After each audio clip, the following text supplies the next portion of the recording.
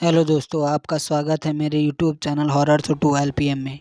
तो जल्दी से चैनल को सब्सक्राइब करते हैं और वीडियो को लाइक करते हैं। बढ़ते हैं अपनी कहानी की ओर। रिया अपनी मम्मी सुमन और पापा राकेश के साथ दिल्ली में रहती थी। वो हर साल अपने मम्मी पापा के साथ गर्मी की छुट्टियों में ननिहाल जाती थी। उसका ननिहाल उत्तर प्रदेश के लखनऊ ज़िले में है। एक बार की बात है, रिया के स्कूल की छुट्टियां पड़ चुकी थी। रिया और उसकी मम्मी ननिहाल जाने के लिए तैयार थी। राकेश को ऑफिस में काफ़ी काम होने की वजह से शाम को छुट्टी मिल पाई। तब तक दिन ढल चुका था। सुमन ने कहा, अब रहने दो, अब जाने का समय नहीं है। सुबह होते ही हम लखनऊ के लिए निकल जाएंगे। इस पर विनोद ने कहा, हमारे पास खुद की कार है, दिन ढल गया है तो क्या हुआ, हमें कौन सा वाहन बदलना है।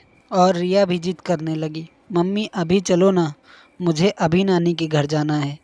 रिया और राकेश के बहुत जिद करने पर सुमन जाने के लिए तैयार तो हो गई थी, लेकिन अंदर ही अंदर ना जाने क्यों उसका मन घबरा रहा था। अब रात तो हो चुकी थी और इन लोगों की गाड़ी सड़क पर चले जा रही थी। रात की वजह से सड़क पर वाहनों का आना जाना कम हो गया था। राकेश कार चला रहा था, सुमन और रिया पीछे की सीट पर बैठी थी। जिस गांव जाना था वो गांव लखनऊ से करीब 10 किलोमीटर आगे था। वो लखनऊ पहुंच चुके थे। आगे का रास्ता कच्चा और सुनसान था। वहां तो कोई आता जाता भी नहीं दिख रहा था।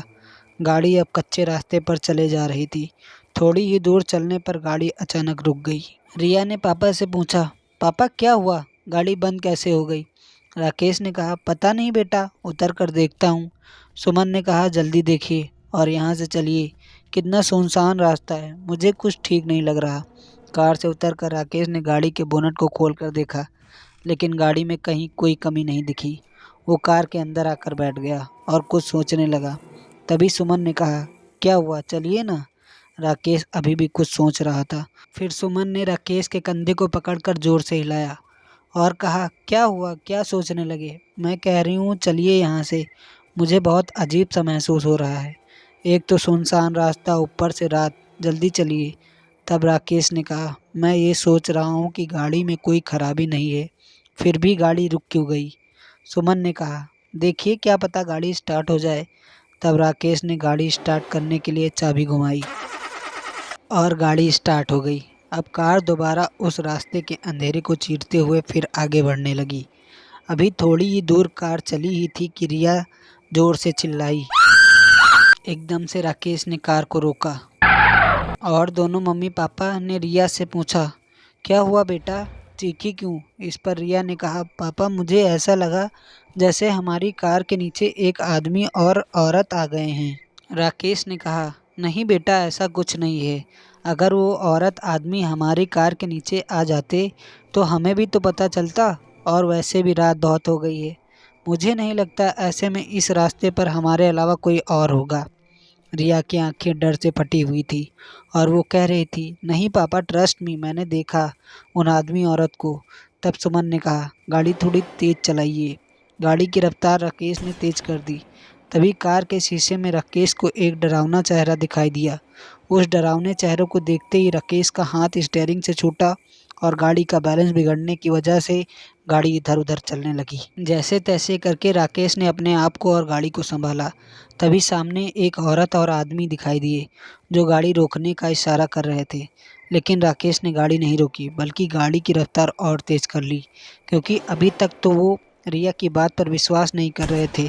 और अचानक से उन दोनों आदमी औरत का ऐसे कार के सामने आना और फिर लिफ्ट मांगना सुमन और राकेश को डर से भर देने के लिए इतना ही काफ़ी था। राकेश तो पसीने से लथपथ गाड़ी को अंधाधुंध रफ्तार में भगाया जा रहा था। तभी ये क्या, वो औरत और आदमी जिनको राकेश ने पीछे छोड़ा था फिर सामने खड़े थे और गाड़ी रोकने का इशारा कर रहे थे। अब तो उन तीनों की जान मुंह को आ गई थी कि अचानक सुमन का फ़ोन बजा। सुमन ने फ़ोन उठाया और बोली, हेलो कौन। दूसरी तरफ से सुमन का भाई अर्जुन बोल रहा था। हेलो दीदी, कैसे हैं आप। सुमन ने कहा, भैया कुछ ठीक नहीं है, इस रास्ते पर बहुत गड़बड़ है। और सुमन ने उन दोनों आदमी औरत के बारे में भी अर्जुन को बताया। तब अर्जुन ने कहा, दीदी आप चिंता मत करो, मैं अभी आता हूँ। और 10-15 मिनट बाद ही अर्जुन वहाँ रास्ते पर खड़ा था। राकेश ने गाड़ी रोकी और कहा, अच्छा हुआ अर्जुन तुम आ गए, पता नहीं क्या हो रहा था हमारे साथ, कुछ समझ ही नहीं आ रहा था। अर्जुन ने कहा, कोई बात नहीं जीजा जी, मैं आ गया हूँ ना, अब आपको कोई प्रॉब्लम नहीं होगी। अर्जुन भी अब कार में बैठा और कार घर की तरफ चल दी। अब तो मानो जैसे सुमन, राकेश और रिया का डर अर्जुन के आ जाने से हवा हो गया था। अब सब लोग घर पहुंच चुके थे। अर्जुन ने कहा, लाइए जीजाजी, कार की चाबी मुझे दीजिए, मैं पार्क करके आता हूँ, आप अंदर जाइए। राकेश ने कहा ठीक है और चाबी अर्जुन को दे दी। जैसे ही रिया और उसके मम्मी पापा ने घर में इंटर किया, तीनों चौंक पड़े क्योंकि घर में सब लोग रो रहे थे और सामने किसी की लाश रखी थी। वो देख सुमन, राकेश दंग रह गए कि क्या हुआ है घर में और हमें अर्जुन ने कुछ बताया क्यों नहीं। तब सुमन की माँ ने रोते हुए सुमन से कहा, बेटा तेरा भाई अर्जुन अब इस दुनिया में नहीं रहा। इतना सुनते ही सुमन, राकेश और रिया के पैरों तले जमीन खिसक गई। सुमन को विश्वास नहीं हो रहा था क्योंकि जो भाई घर के बाहर तक उसके साथ आया था, घर में उसकी लाश पड़ी हुई थी। ये देखकर वो रोने लगी। सुमन के पिता ने बताया कि रात 9 बजे अर्जुन बाइक से घर आ रहा था। तभी उसकी बाइक को एक ट्रक ने जोरदार टक्कर मारी, जिससे उसके सर में चोट आई और मौके पर ही उसकी मौत हो गई। आप लोगों के मन में एक कन्फ्यूज़न होगी, अगर अर्जुन मर चुका था तो जो बाहर उनके साथ आया था वो कौन था? तो दोस्तों, कभी कभी ऐसा होता है कि हमारे अपने हमसे दूर जाने के बाद भी किसी न किसी वजह से हमसे जुड़े रह जाते हैं और वक्त आने पर हमारी मदद भी करते हैं। ये कहानी आपको कैसी लगी कमेंट करके ज़रूर बताएं। फिर मिलते हैं डरावनी कहानी के साथ, तब तक के लिए जय श्री राम।